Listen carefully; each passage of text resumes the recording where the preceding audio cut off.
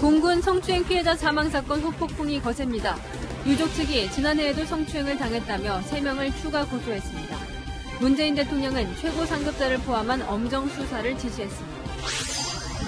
다음 달부터 장병의 일일 급식비가 만원으로 인상됩니다. 속출하는 부실급식 폭로에 늑장 처방만 내놓고 있다는 지적이 나옵니다.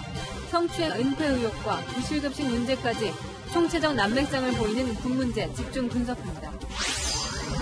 청와대가 반도체 부족 문제를 감안해 광복절 전후에 이재용 삼성전자 부회장을 풀어주는 방안을 검토 중입니다. 사면 또는 가석방이 검토되고 있습니다. 음주 차량이 야간 라이딩을 하던 자전거 2대를 들이받아 2명이 숨졌습니다. 도주하던 운전자는 또 다른 교통사고를 냈습니다. 신촌 세브란스 병원에서 숨진 환자의 사망 사건이 고소장을 접수한 지 넉 달이 지나도록 진척되지 않고 있습니다. 의료사고 분쟁 때마다 논란이 되는 수술실 CCTV 문제, 끝을 보는 리포트 끝보리에서 집중 취재했습니다.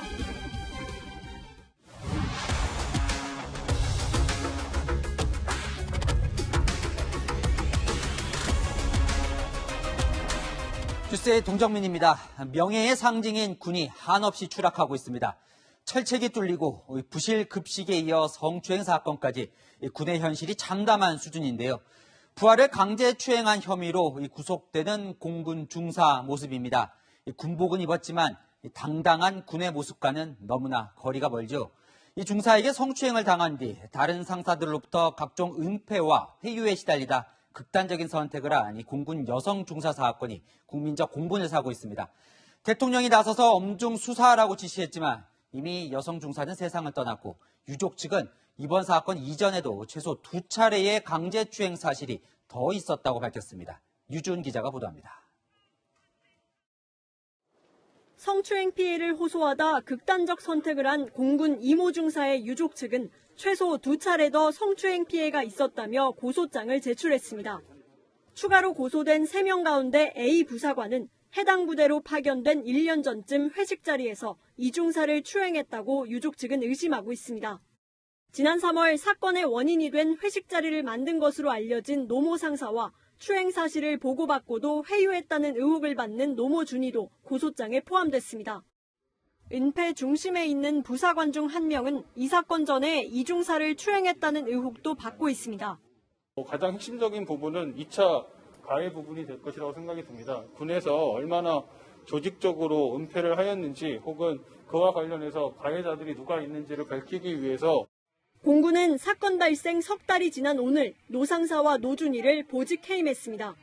이 중사를 강제 추행한 혐의를 받고 있는 장모 중사는 어젯밤 구속됐습니다. 혐의 인정하세요? 미안한 말은 조금 더 없으세요? 장 중사 이전 2차례 이상 성추행 피해가 있었다는 유족의 주장이 사실로 확인되면 이 중사가 범죄에 상습적으로 노출됐다는 점에서 큰 파장이 예상됩니다. 군 합동수사단은 회유와 은폐에 가담한 것으로 의심되는 부대 관계자들까지 모두 소환 조사하기로 했습니다. 민간인이 참여하는 군검찰 수사심의위원회도 최초로 구성합니다. 문재인 대통령은 피해자와 가해자 관계에서만 보지 말고 최고 상급자까지 포함한 지휘라인 문제를 살펴보라고 당부했습니다. 채널A 뉴스 유주은입니다. 장병들 부실 급식 문제 터진 지가 언젠데 오늘에서야 태스크포스가 출범했습니다. 다음 달부터 장병 1인당 급식 단가를 10,000원까지 올리겠다는 긴급 처방을 내놨는데요. 이 급식을 민간업체에 맡기는 외주화도 검토 중인데 넘어야 할 산이 많습니다. 김윤수 기자입니다. 한눈에 봐도 부실한 반찬에 밥만 가득한 배식판. 군 부실급식 제보는 하루가 멀다 하고 쏟아져 나오고 있습니다. 초등학생 급식비보다 못하다는 군 장병 한 끼 급식비는 2,930원. 결국 군은 내년에 올리겠다던 급식비를 당장 다음 달부터 13.8% 올리기로 했습니다. 장병 1인당 기본 급식비는 현행 8,790원에서 10,000원으로 인상되게 됩니다. 추가 투입되는 예산만 약 750억 원입니다. 일이 힘들다는 조리병 처우 개선을 위해 한 달에 2번은 급식 대신 배달 음식으로 대체하고 아침과 점심을 함께 먹는 브런치도 월 2회로 확대할 계획입니다. 군부대 식당을 민간업체에 위탁하는 외주화도 추진되고 있습니다. 육군훈련소 등 군사훈련시설을 시범부대로 검토 중인데 문제는 해당 지역 농산물을 사용하기 위해 50년 넘게 농협과 맺어온 식자재 독점 계약이 걸림돌이 될 수 있다는 겁니다. 기존에 대량 납품하고 있는 부식 관련 단체들의 강한 반발이 예상되기 때문에 군 관계자는 외주화가 진행되면 이번에 채용되는 900여 명의 민간 조리원들은 나중에 갈 곳이 없어진다며 외주화와 상충되는 정책이라고 지적했습니다. 국방부는 앞으로 현역과 예비역 장병, 민간 전문가 등이 포함된 장병 생활여건 개선 전담팀을 통해 부실 급식 등 문제 개선에 나선다고 하지만 실효성 있는 대책이 나올진 의문입니다. 채널A 뉴스 김민수입니다. 이번 조치들로 부실 급식 문제가 해결될 수 있을까요? 전현직 조리병들에게 직접 물어봤는데요. 꼭 해결해야 할 문제가 있다고 합니다. 권갑구 기자가 이어갑니다. 조리학도로서 일부러 군 조리병을 지원했던 A씨. 새벽부터 밤 늦게까지 이어지는 고된 일과보다 힘든 건 배식 실패든 부실 반찬이든 아무도 책임지지 않는 거라고 털어놨습니다. 휴식지에서 이제 좀 잠을 청하고 있다던가 핸드폰을 한다던가요. 업무 태만 모습을 보이고. 이런 상황을 참을 수 없어 상관에게 말했더니 도리어 징계로 돌아왔다고 주장했습니다. 상관모독이다. 하극상이다. 어떻게 부실을 만들어서 해버리니까 병사 입장에서 뭐라고 할 말이 없어요, 솔직히. 대부분 부사관급인 군 급양관리관은 식자재 관리부터 배식 등 식당 관리를 하고 조리병의 업무를 조율합니다.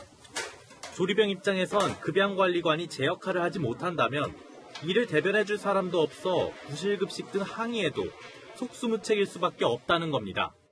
왜 나한테 별로 안 주는지 아니면은 맛이 왜 이런지 이런 걸 항의하는 병사들도 많았고 저희들의 탓으로 돌린다거나 피해를 보게 되죠. 잇따라 터져나오는 군 부실급식 문제에 21살 아들을 둔 한 어머니는 아예 군대에 보내고 싶지 않다는 말까지 전했습니다. 세금을 다 그냥 흐지부지 쓰는 기분? 군대를 보내는 예비 엄마로서는 안 좋지. 보내고 싶지 않지, 솔직히. 결국 군 부실급식의 문제 해결을 위한 군 내부 노력이 절실해 보입니다. 채널A 뉴스 권갑구입니다. 자, 성추행 사망 사건과 이 부실 급식 등 군에서 요즘 사건 사고가 끊이지 않습니다. 왜 이런 일이 계속되는지 외교안보 국제부 천상철 부장과 이야기 나눠보겠습니다. 자, 먼저 이 공군 중사 사망 사건부터 짚어보면요. 이 성추행 사건이 벌어진 건 석 달 전이에요. 그리고 극단적인 선택을 한 건 열흘 전이고요. 그러니까 석 달 가까이 이 중사가 주변에 SOS를 쳤는데 다 외면한 거죠. 그렇습니다. 피해자인 이모 중사가 충남 서산 20전투 비행단 소속인데 이 부대 내 숙소에서 극단적인 선택을 한 게 지난 5월 22일, 지난달 22일입니다. 이 성추행이 일어난 건 지난 3월 2일 화요일 저녁이고요. 그러니까 말씀하신 대로 80일 동안 아무런 대책이 이루어지지 않았기 때문에 이런 일이 벌어졌다고 볼 수 있고요. 이 딸을 잃은 어머님 충격이 굉장히 큽니다. 한번 들어보시겠습니다.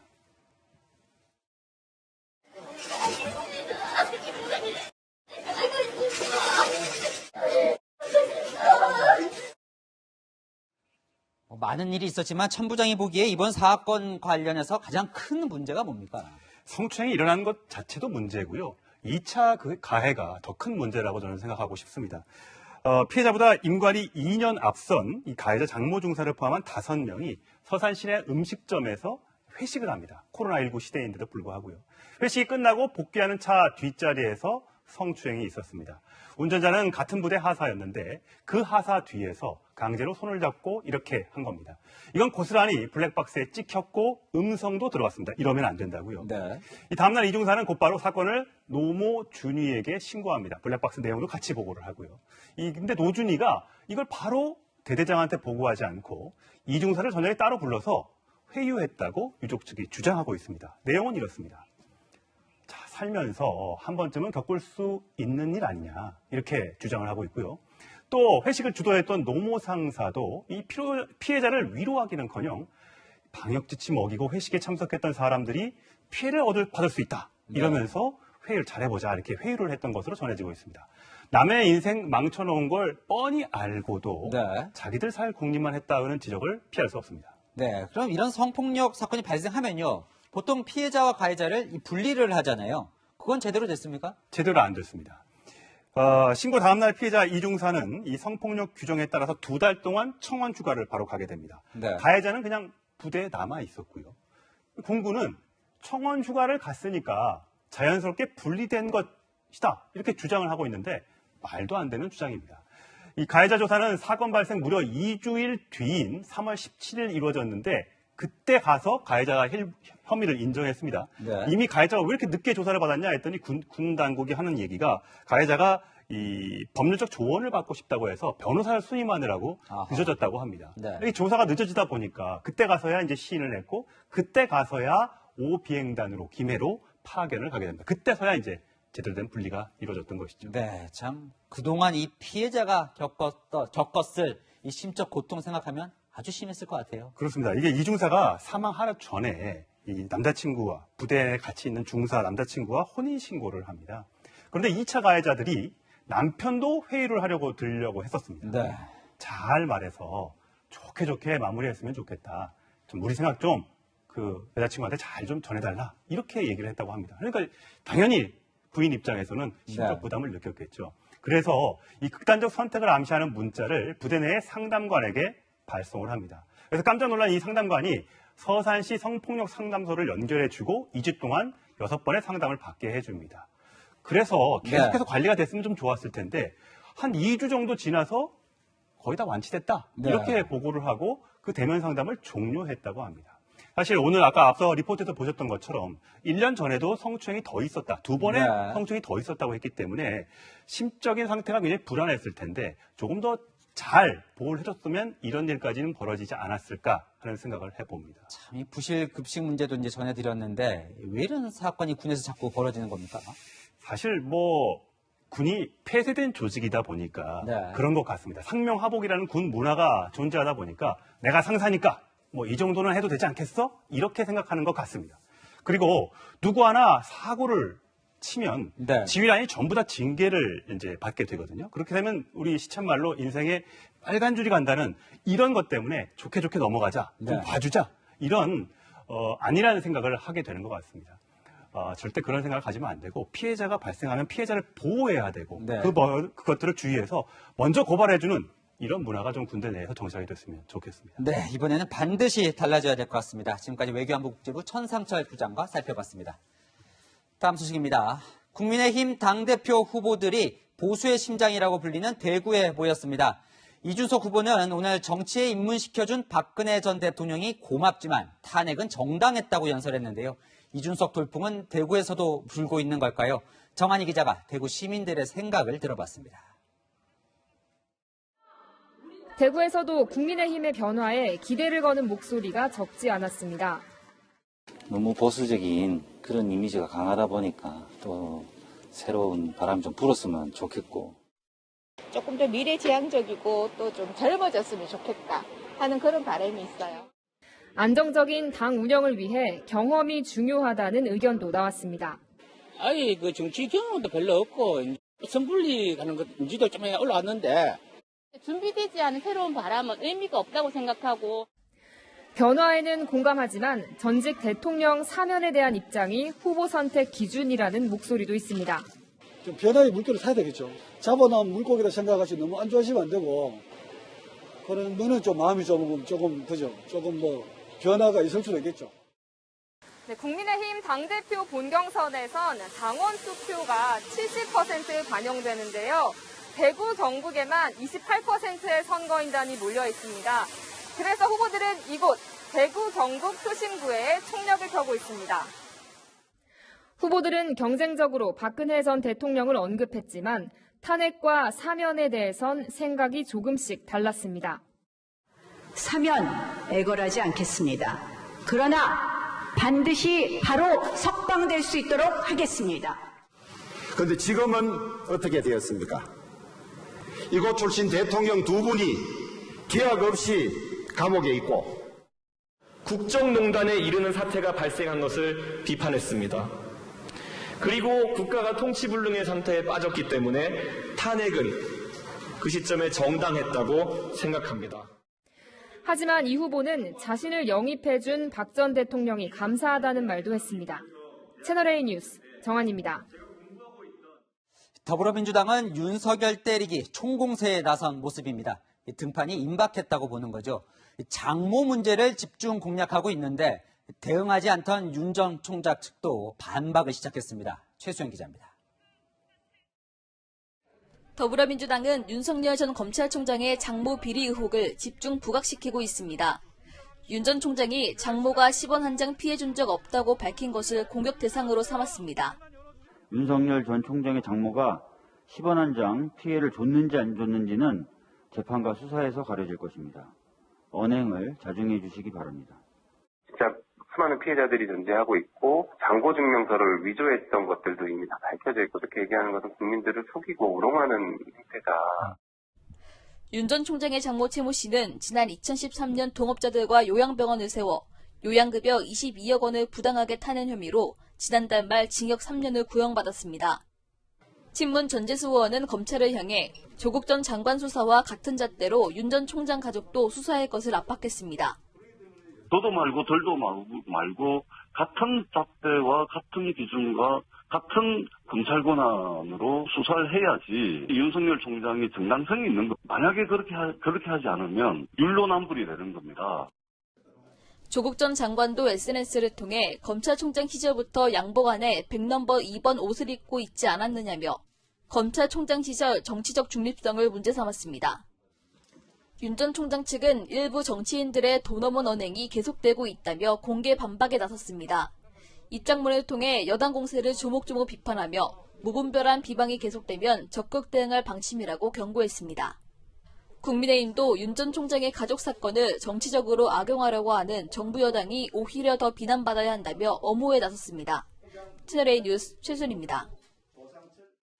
별의 순간을 잡은 것 같다며 윤석열 전 검찰총장에 대해 호의적이었던 김종인 전 국민의힘 비상대책위원장. 오늘 대구를 방문했는데 윤 전 총장에 대한 평가가 싸늘해졌습니다. 임희찬 기자가 단독 취재했습니다. 김종인 전 국민의힘 비상대책위원장이 윤석열 전 검찰총장의 자질에 의문을 제기하고 나섰습니다. 김 전 위원장은 채널A와의 통화에서 대통령 후보감으로 100% 확신할 수 없다고 말했습니다. 강여차 경북대를 방문한 자리에서도 비슷한 얘기를 했습니다. 윤석열 총장뿐이 아니고 확고한 무슨 비전을 제시하거나 그러지를 못하는 입장들에 있는 것 같아요. 별의 순간이라는 건 아무 때나 잡는 게 아니에요. 석 달 전 별의 순간을 잡은 모양이라고 언급한 것과 180도 달라진 모습입니다. 내가 그래서 별의 순간을 포착한 것 같다고 내가 얘기를 했어요. 준비를 하면은 진짜 별을 따는 거지. 김 전 위원장과 윤 전 총장은 지난 4월 한 차례 통화했지만 이후 만남은 없었던 것으로 알려졌습니다. 김 전 위원장은 채널A 통화에서 제1야당의 뚜렷한 대권 후보가 나오지 않는 게 서글픈 일이라면서도 이준석 전 최고위원이 당 대표로 당선되면 대선에서 긍정적 효과가 있을 것이라고 전망했습니다. 특감을 위해 대구 경북대를 찾은 김종인 전 비상대책위원장은 다시는 확신이 서지 않는 일은 하지 않겠다며 대선 역할론에 선을 그었습니다. 하지만 국민의힘 전당대회 결과에 따라 달라질 수 있다는 전망도 나옵니다. 채널A 뉴스 임희철입니다.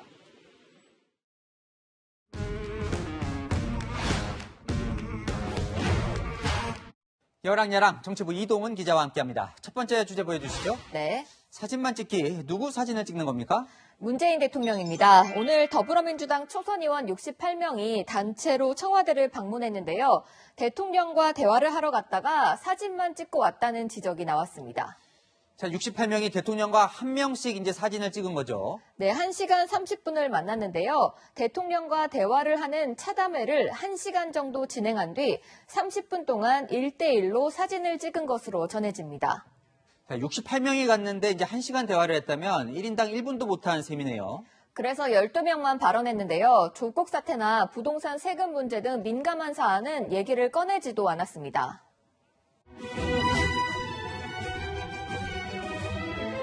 저희 초선 의원들부터 달라지겠습니다. 성역 없이 끝까지 토론하겠습니다.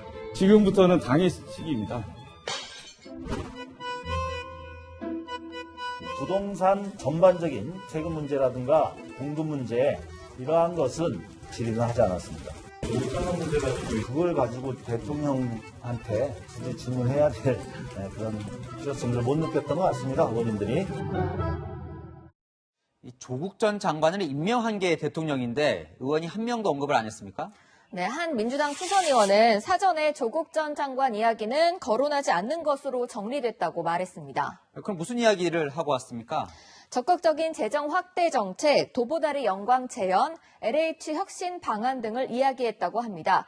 국민의힘은 68명 민주당 초선 의원들의 목소리는 그나마 쓴소리를 했던 송영길 대표 한 명의 목소리보다 작을 지경이었다고 비판했습니다. 지지층에게 자랑할 사진이 더 급했나 봅니다. 자, 다음 주제 보겠습니다. 네. 어깨동무와 포옹, 최민희 전 민주당 의원 발언이 계속 논란이네요. 네, 지난 주말에 윤석열 전 검찰총장이 강원도에서 한 식당 주인과 찍은 기념사진이 공개됐죠. 최민희 전 의원은 이 사진을 두고 어깨 잡으면 요새 굉장히 민감하다고 지적했습니다. 당사자가 기분이 나빴다면 이제 문제가 될 수도 있죠. 그런데 오히려 식당 주인이 먼저 찍자고 요구를 했다면서요. 네, 사진 속 식당 주인은 윤석열 전 총장과 이미 친분이 있는 사이라는데요. 직접 당시 상황을 들어봤습니다. 어깨 손도 내가 오랜만에 만난 어깨동무하고 사진 찍자 그러면서 좋은 분위기에서 한 건데 윤석열 씨하고 뭐 모르는 처지도 아니고 내가 기분 나쁘지도 않고. 이런 가운데 최민희 전 의원이 문재인 대통령과 포옹하면서 찍은 사진이 나오자 내로남불이라는 비판이 나왔습니다. 논란이 논란을 부르는군요. 최민희 전 의원은 뭐라고 합니까? 입장을 들어보려고 했지만 연락이 닿지 않았는데요. 한 언론과의 통화에서 대통령과 찍은 사진은 2016년 총선 당시로 미투 이슈가 본격화되기 전이었다고 해명했습니다. 자, 그러고 보니까 문재인 대통령이 당선 전에 프리허그 행사를 했던 기억도 납니다. 네, 당시 현장에서 논란이 될 만한 발언도 나왔었는데요. 직접 보고 판단해 보시죠.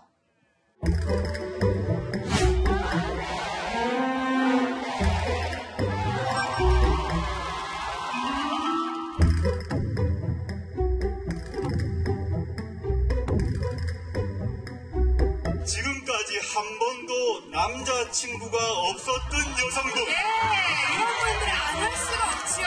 일단 흥분하지 마시고 진심으로 모태솔로 누군가를 지적하기 전에 한 번쯤 스스로를 돌아보면 어떨까 싶네요. 네, 보고 싶은 것만 보려고 하다 보면 이 전체를 못 보는 경우도 생기기도 하죠. 여랑야랑이었습니다. 네, 앞서 보셨듯이 오늘 문재인 대통령을 만난 민주당 초선 의원들 사진만 찍고 중요한 얘기는 하지도 못하고 왔다는 지적을 받고 있습니다. 문재인 대통령은 어떤 얘기를 했을까 궁금한데 부동산 빼고 다른 건 성공적으로 잘 되고 있다 이렇게 말했다고 전해집니다. 최선 기자가 보도합니다. 문재인 대통령의 간담회 마무리 발언이 초선 의원 모임 내부에서 논란입니다. 복수의 참석자들은 문 대통령이 솔직히 부동산 빼고는 다른 건 성공적으로 잘 되고 있다. 부동산이 그렇게 된 건 가슴이 아프다고 말했다고 전했습니다. 또 위선, 내로남불, 오만의 프레임에 갇혀서는 안 된다며 그 탓에 정부 성과가 드러나지 않고 있으니 마음껏 자랑해달라고 한 것으로 알려졌습니다. 정권 재창출을 위해 성과를 강조하고 당청 간 단합을 당부한 것으로 풀이됩니다. 내부적으로 단합하고 외연을 확장할 때 지지가 만들어진다. 그 지지자들과 함께 참여하는 것이 무엇보다 중요하다. 하지만 일부 초선 의원들은 비판적인 목소리를 내고 있습니다. 오늘 참석한 한 초선 의원은 옳지 않은 발언이었다. 대통령의 생각과 민심 사이 격차가 컸다고 말했습니다. 다른 초선 의원은 대통령 참모들이 민심을 제대로 전달하지 못한 것 같다고 말했습니다. 노무현 전 대통령이 퇴임 1년 전 한 발언이 떠오른다는 얘기도 나왔습니다. 저희 정부가 정책에 시행착오가 있었던 것을 인정한다면 제일 큰 것이 부동산입니다. 거꾸로 얘기하면 부동산 말고 꼴릴 거 없다. 이렇게 말씀드릴 수 있습니다. 초선 의원들은 잦은 부동산 정책 수정에 대한 우려도 문 대통령에게 전한 것으로 알려졌습니다. 채널A 뉴스 최선입니다. 문재인 대통령은 어제 이재용 삼성전자 부회장 사면에 대한 건의를 받고 공감하는 국민이 많다고 말했죠. 이 말의 의미가 궁금한데 채널A 취재 결과 청와대가 광복절 전후 이 부회장을 풀어주는 방안을 검토 중인 것으로 확인됐습니다. 방식을 사면으로 할지 가석방으로 할지 고민 중인 것으로 알려졌습니다. 전혜정 기자입니다. 청와대는 반도체 전쟁 국면을 감안해 수감 중인 이재용 삼성전자 부회장을 8월 광복절 전후에 풀어주는 방안을 검토 중입니다. 방식은 사면과 가석방을 놓고 저울질하고 있습니다. 사면은 대통령이 형 집행을 면제하는 것이고 가석방은 법무부 장관이 일정 요건을 충족한 수용자를 임시 석방하는 겁니다. 정부 고위 관계자는 이 부회장을 사면하면 전직 대통령 사면론이 부담될 수 있다면서 정상적, 법적 절차를 따른 가석방 가능성이 높다고 밝혔습니다. 이 부회장은 8월 초면 형기 60% 이상이 되면서 가석방 요건을 갖춥니다. 다만 가석방을 할 경우 문 대통령이 결단을 떠넘기는 인상을 줄 수 있습니다. 반면 사면은 부패범죄 사면 제한이라는 문 대통령 대선 공약에 위배되고 시민단체의 반발도 예상됩니다. 경제 5단체장은 오늘 김부겸 국무총리를 만난 자리에서도 반도체 우위를 지켜야 한다면서 이 부회장 사면을 촉구했습니다. 하루빨리 이 부회장이 현장에 복귀해야만 된다고 믿습니다. 김 총리는 경제계의 의견을 대통령께 충실히 전달하겠다고 답했습니다. 채널A 뉴스 전혜정입니다. 오늘 사표가 수리된 이용구 전 법무부 차관이 택시기사를 폭행하는 영상이 공개되며 큰 파장이 일고 있습니다. 이 전 차관은 이 영상이 공개되자 그제야 택시기사에게 합의금을 주고 경찰 진술에 대해 이야기한 사실을 인정했습니다. 김호영 기자입니다. 택시기사의 질문에 다짜고짜 욕설을 하고 멱살을 잡는 뒷자리 승객. 이용구 전 법무부 차관입니다. 여기 내리시면 돼요? 왜 욕을 하세요? 저한테 왜 욕하세요? 다 찍혀요, 이거? 블랙박스를 가리키는 택시기사의 손뒤로 이 전 차관의 얼굴이 선명하게 보입니다. 너 뭐야? 너 뭐야? 우리 택시기사야, 택시기사. 신고했게 뭐가지 잡았어요? 다 찍혔습니다. 경찰서로 갑시다. 폭행 영상이 공개되자 이 전 차관은 오늘 오전 입장문을 내고 사건 이후 과정을 설명했습니다. 사건 이틀 뒤 사과와 피해 회복을 위해 택시기사를 만났고 합의금 1,000만 원을 보냈지만 영상 삭제의 대가는 아니었다고 했습니다. 당시 공수처장 후보로 거론되고 있었던 만큼 통상의 합의금보다 더 많은 금액을 줬다는 겁니다. 합의 후 경찰서에서 진술을 어떻게 할지 택시기사와 이야기를 나눈 건 맞지만 택시기사는 실제 있었던 대로 진술했다고 주장했습니다. 택시기사에게 허위 진술을 요구했다는 의혹에 대한 해명으로 해석됩니다. 또 지워달라고 한 영상은 폭행 다음 날 택시기사가 SNS를 통해 보내온 영상일 뿐 원본까지 삭제해달라고 한 건 아니었다고 주장했습니다. 경찰은 이 전 차관에게 증거인멸 교사 혐의를 적용해 검찰에 송치하는 방안을 검토 중입니다.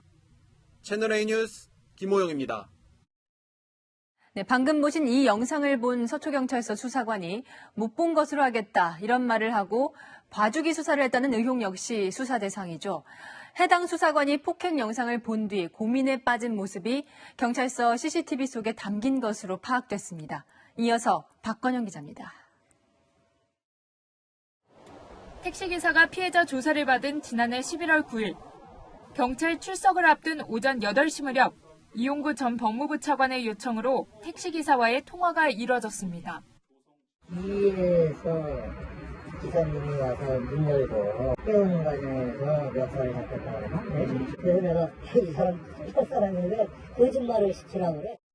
택시기사는 이 전 차관의 요구와 달리 운전석에서 멱살이 잡혔다고 진술했지만 이틀 전 파출소에서 운행 중 폭행을 당했다고 말한 부분은 정차 중이었다고 번복했습니다. 운행 중이 정차 중으로 바뀌면서 특정범죄 가중처벌법상 운전자 폭행 혐의가 아닌 단순 폭행죄 적용이 가능해진 겁니다. 두 사람은 사건이 종결된 뒤에도 통화했습니다. 기사님 고맙습니다. 제가 사실 변호사입니다. 사건 내가 종결되고 그래서 고맙다는 말도 안 했으려고. 경찰은 진술을 사실과 다르게 해달라는 요구는 증거인멸의 정황이 될 수 있다고 보고 수사 중입니다. 경찰은 지난 1월 서초경찰서를 압수수색해 확보한 형사팀 내부 CCTV도 살피고 있습니다.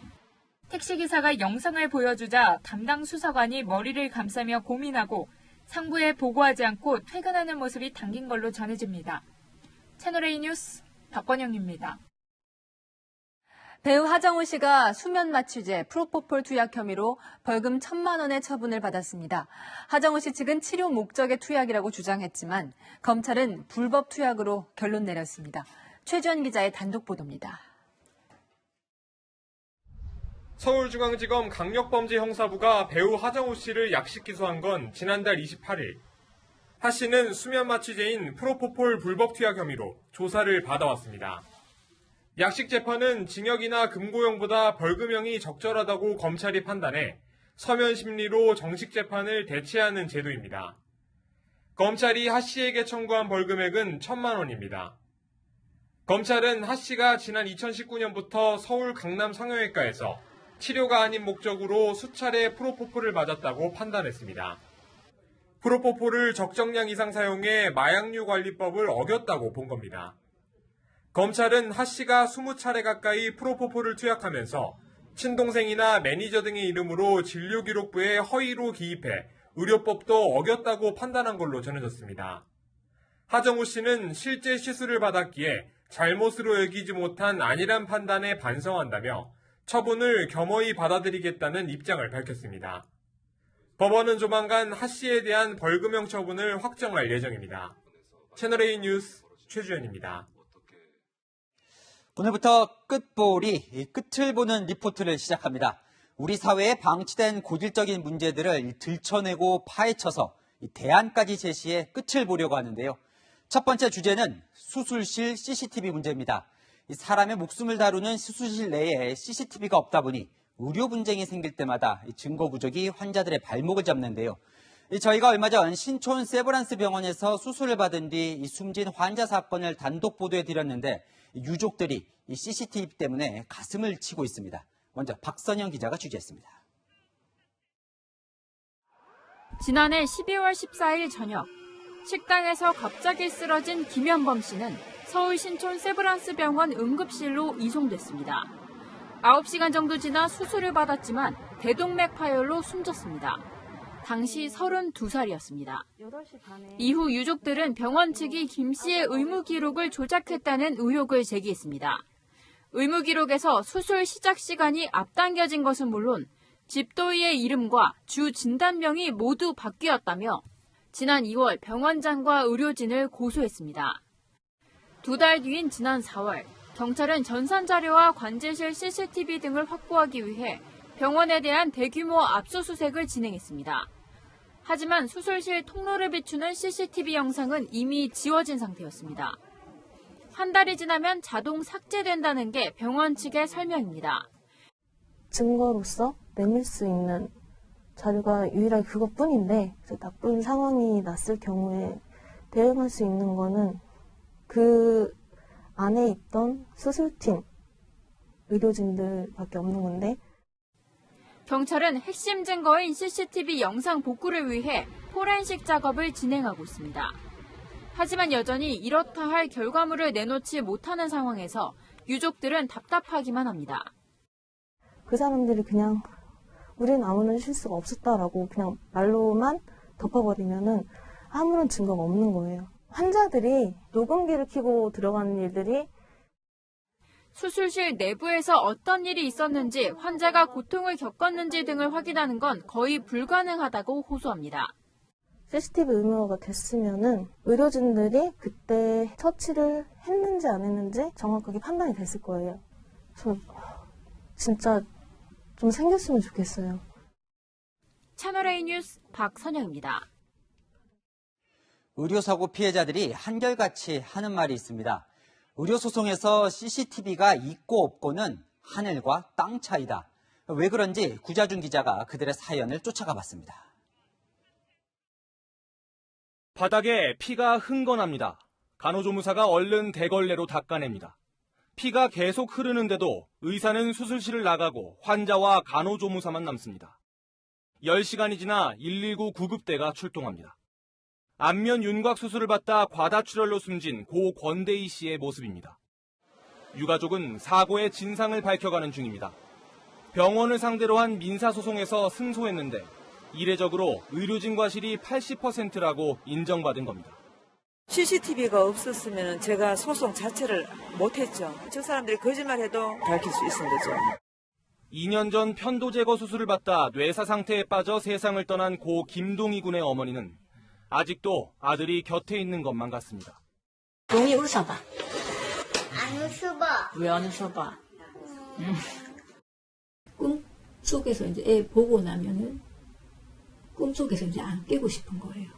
이제 꿈꾸다가 이제 일어나면 이게 이제 현실이 아니니까 그때 이제 또 막 울거든요.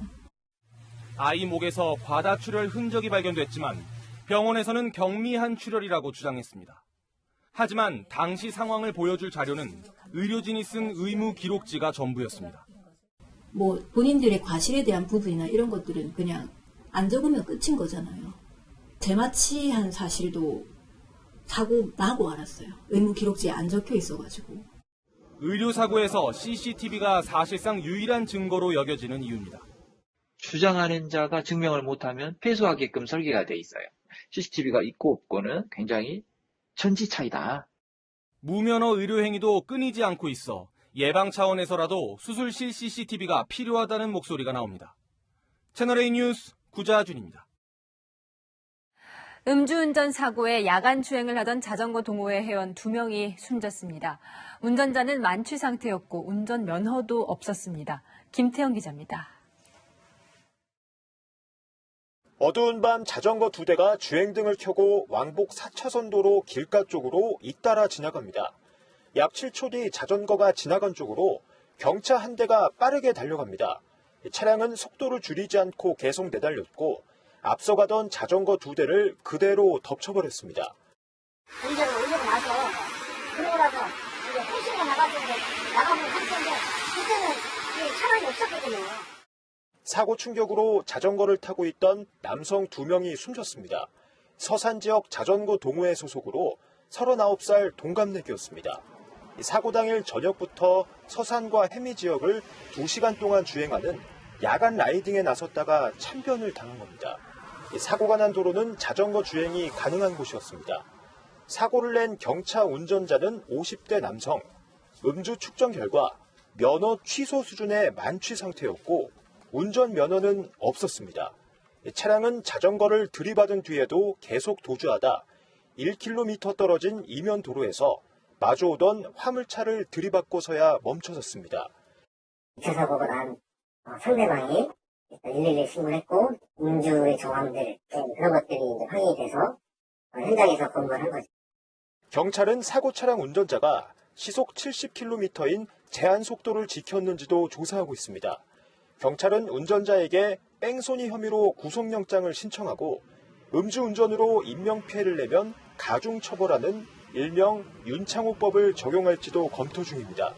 채널A 뉴스 김태형입니다. 여기 보이는 초록색 통유리 건물, 성남시 분당구에 있는 네이버 사옥입니다. 인근 아파트 주민들이 햇빛 반사로 피해를 보고 있다며 과거에 소송을 제기했는데 10년에 걸친 소송 끝에 주민들이 승리했습니다. 이윤우 기자입니다. 여름날 아침 네이버 사옥 외벽에 커다란 빛덩이가 맺혀 있습니다. 외벽이 반사하는 햇빛은 맞은편 주상복합아파트 거실과 안방 등으로 쏟아져 들어옵니다. 길 하나를 사이에 둔 네이버 사옥과 아파트의 거리는 100m 정도. 네이버의 통유리 외벽이 거울처럼 햇빛을 튕겨내는 겁니다. 화장실에 거울을 못 보는 거예요. 얼마나 빛이 센지 꼼짝도 못해요. 다니질 못해요. 10년 전 아파트 주민 70여 명은 빛반사 피해를 배상하라며 네이버에 35억 원대 소송을 냈습니다. 1심은 피해를 인정해 가구당 1,000만 원 정도씩 배상하라고 했지만 2심은 참지 못할 피해가 아니라며 1심 판결을 뒤집었습니다. 오늘 대법원은 네이버에 배상 책임이 있다며 사건을 서울고법에 돌려보냈습니다. 반사된 빛 밝기가 기준치의 최대 29,000배나 되고 빛 노출 시간도 상당해 참을 수 있는 정도가 아니라는 겁니다. 원심은 네이버가 햇빛 차단 조치를 해야 한다는 주민 청구를 기각했지만 대법원은 이 판결도 재검토하라고 지시했습니다. 네이버 측은 자체 조사에선 피해가 크지 않았다며 파기환송심에 대비하겠다고 밝혔습니다. 채널A 뉴스 이은우입니다. 백신 뉴스입니다. 지금까지 당일 자녀 백신 접종은 30세 이상이면 누구나 가능했죠. 내일부터는 자녀 백신도 60세 이상 고령층에 우선 배정됩니다. 자녀 백신 접종을 기다리던 다른 나이대 시민들이 크게 아쉬움을 느끼고 있습니다. 김담비 기자입니다. 이달 말 프랑스 출장이 예정된 40대 A씨. 자녀 백신을 맞고 싶었지만 기회는 더 멀어지고 말았습니다. 내일부터는 공식적으로 그냥 카카오톡이랑 네이버에 다 올리게. 나이도 뭐 60세까지인가 맞춘다고 하더라고요. 고령층도 민방위도 아닌 40, 50대는 허탈감이 적지 않은 상황. 생계를 위해서 전쟁터에 나갈 사람들이 맞을 수 있는 방법이 전혀 없더라고요. 내일부터 자녀 백신은 60세 이상 고령층에 우선 배정됩니다. 30세 이상부터 60세 미만은 네이버나 카카오톡을 통해서만 신청이 가능합니다. 기존 예비 명단에 이름을 올렸더라도 9일까지만 유효하고 전화로 자녀 백신을 신청하는 건 60세 이상만 가능해집니다. 방역당국의 잦은 지침 변경에 의료기관도 혼란스럽습니다. 60세 미만이라도 당뇨가 심하다든지 면역력이 떨어진 분들이 되게 많잖아요. 그런 분들 위주 접종해주겠다고 했는데 그걸 못 해주게 된 거 아닙니까? 방역당국은 30대부터 50대의 접종 계획은 백신별 공급 일정을 고려해 이달 셋째 주까지 심의를 거쳐 발표하겠다고 밝혔습니다. 채널A 뉴스 김담비입니다. 모레면 우리나라에서 백신 접종이 시작된 지 꼭 100일이 됩니다. 방금 보셨듯이 백신 인센티브까지 시작되며 자녀 백신이라도 맞고 싶은 사람들이 크게 늘고 있죠. 우선 접종을 받은 어르신들의 일상은 가장 빨리 많이 바뀌고 있습니다. 제가 직접 만나고 왔습니다.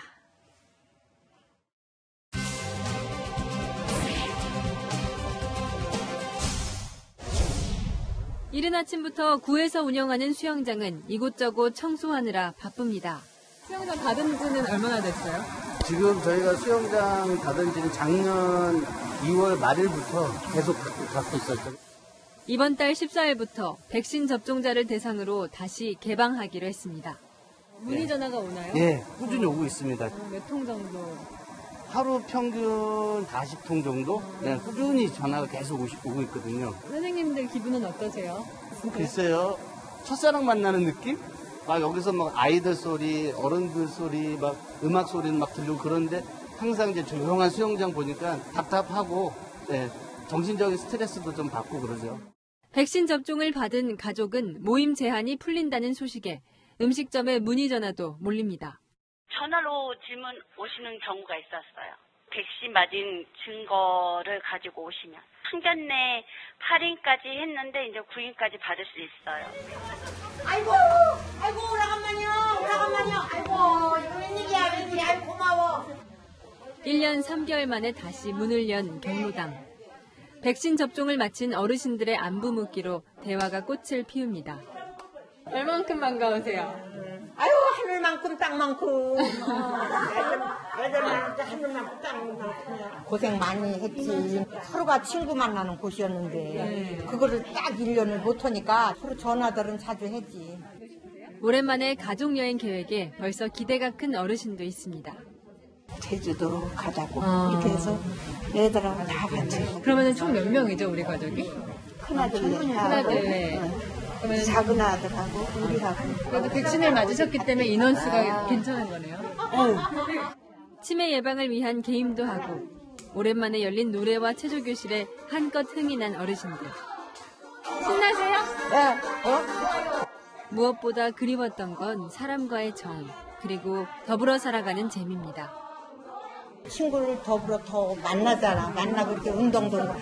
이거 얼마나 좋은 일이야. 그동안 많이 그리우셨던 일들이. 너무 그리웠지요.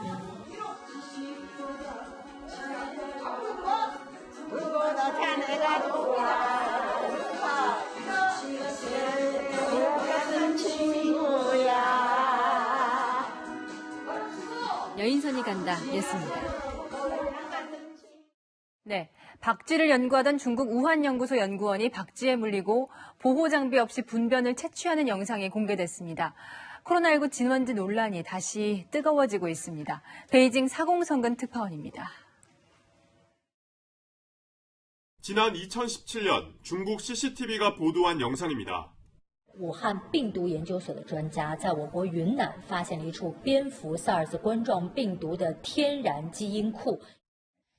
박쥐를 연구하는 우한 바이러스 연구소 연구원들의 모습이 보입니다. 맨손으로 야생 박쥐를 잡고 있습니다. 반팔, 반바지 차림으로 박쥐의 배설물도 채취합니다. 심지어 박쥐에 물리는 일도 발생합니다. 透过手套就可以把你这个手咬到，就跟扎针那样。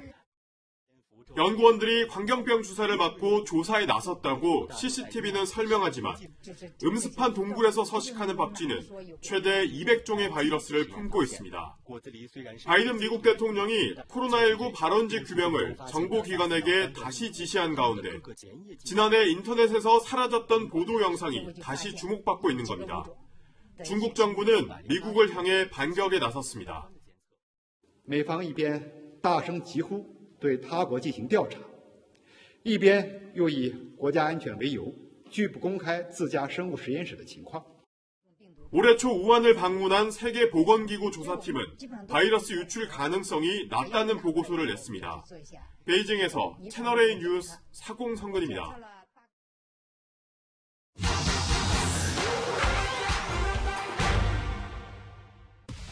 오늘 팩트맨은 시청자 제보로 시작합니다. 최근 팩트맨 제보창에 백신을 맞기 전 아스피린을 먹으면 혈전 같은 부작용을 예방하냐, 아스피린을 매일 한 알씩 먹으라는 이야기가 비법처럼 퍼진다는 제보가 많았는데요. 온라인에서도 접종 전 아스피린을 미리 준비했냐, 해외에서도 미리 먹으라 권고한다고 주장하는 글 찾아볼 수 있었습니다. 정말 백신 접종 전에 아스피린을 먹으면 부작용을 예방하는 건지 알아보겠습니다. 아스피린, 해열 소염 진통제이자 혈전 예방약으로 사용되기도 하죠. 이 때문에 혈전 생성 같은 백신 부작용을 예방할 거란 추측이 나오는 건데요. 정말 세계 각국에서 이 백신 접종 전 아스피린을 먹으라고 권고할까요? 확인 결과 사실이 아니었습니다. 호주 보건부 홈페이지입니다. 코로나19 백신 사실 확인 코너인데요. 백신 접종 전 아스피린을 먹어야 하냐? 질문에 잠재적 부작용 예방 목적으로는 복용하지 않는 게 좋고 아스피린 등을 복용한다고 해서 부작용을 줄인다는 증거가 없다고 적혀있죠. 미국 질병통제예방센터는 어떨까요? 접종 전 약물 복용과 관련한 고려사항에서 기저질환 때문에 약을 먹고 있다면 백신 때문에 중단하거나 연기하는 건 권장하지 않는다고 말합니다. 하지만 이 백신 부작용 예방 차원에서 접종 전 아스피린과 같은 일반 의약품을 복용하지는 말라고 설명하죠. 팩트맨이 통한 전문가들도 아스피린이 백신 부작용을 예방한다는 건 과학적으로 검증되지 않았다고 말하는데요. 출처 불분명한 글만 믿고 일부러 아스피린을 먹는 일은 없어야겠습니다. 이 밖에도 궁금한 점은 팩트맨 많은 문의 바랍니다.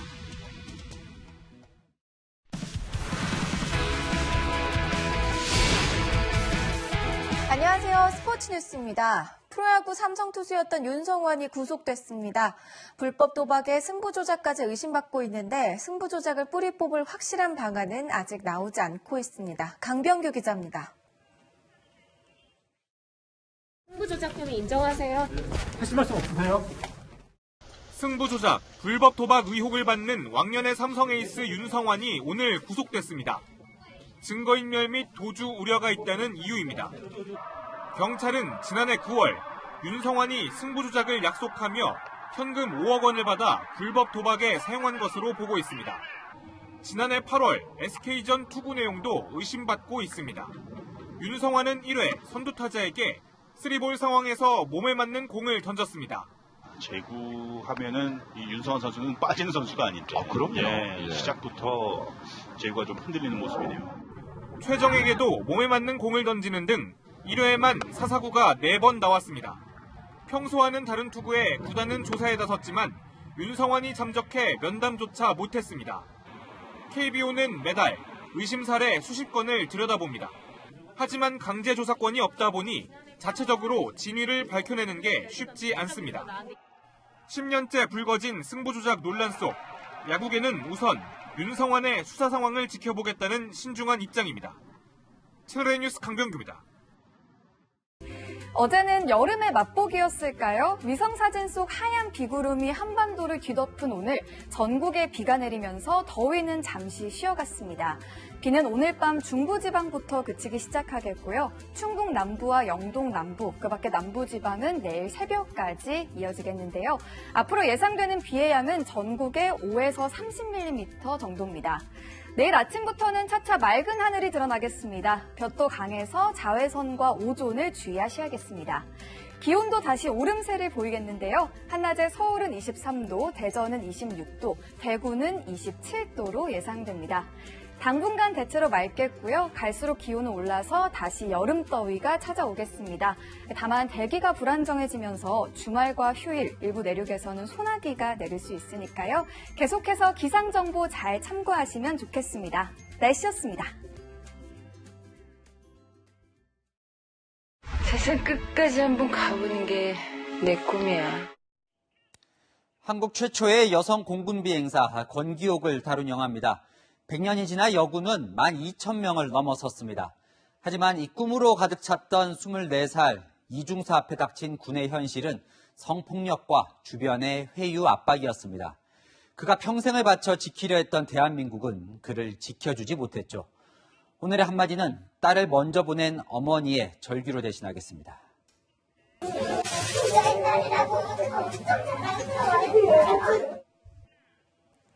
오늘 뉴스 여기까지입니다. 내일도 뉴스에입니다.